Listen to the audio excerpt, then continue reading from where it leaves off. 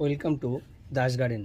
বন্ধুরা, আমি বলছি যে আমি মিলিবাগকে ভয় পাই না। আমি মিলিবাগ আগে হলে প্রচুর ভয় পেয়ে যেতাম যে গাছে মিলিবাগ হয়েছে আর গাছটি মারা যাবে, কিন্তু এখন আর মিলিবাগকে কিন্তু ভয় পাই না। স্প্রে ছাড়া, কোনো রকম কীটনাশক ছাড়াও কিন্তু আমি মিলিবাগ থেকে নিস্তার পাই, মিলিবাগকে নির্মূল করে দিই।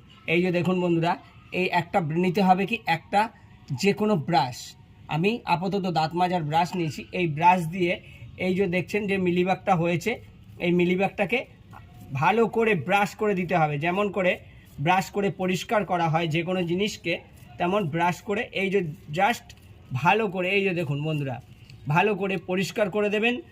পরিষ্কার করে দিলে এই জায়গাটায় কিন্তু আর চট করে মিলিবাগ আক্রান্ত হবে না, আর গাছটা মারাও যাবে না। এই যে দেখতে পাচ্ছেন, আপনাদেরকে আমি বেশিক্ষণ করে দেখাবো না। তো এইভাবে করে বন্ধুরা পুরো এরকম ক্লিন পাতা, এরকম ক্লিন করে ফেলতে হবে ভালো করে।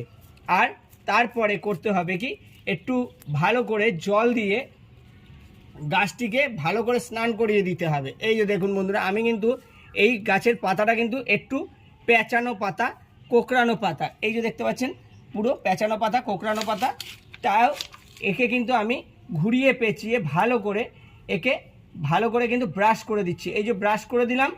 আর আপনাদেরকে কিন্তু এই গাছটির পরের আপডেট ভিডিও আবার দেখাবো যে এই কীটনাশক ছাড়া কিভাবে মিলিবাগ থেকে আমি গাছকে বাঁচিয়ে দিচ্ছি।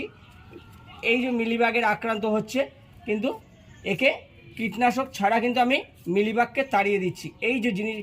এই যে মিলিবাগের যে আস্তরণটা থাকে, এই আস্তরণটা যদি আপনারা ভালো করে পরিষ্কার করে দেন, এই যে দেখতে পাচ্ছেন যত সাদা আস্তরণ, এটাই হচ্ছে মিলিবাগের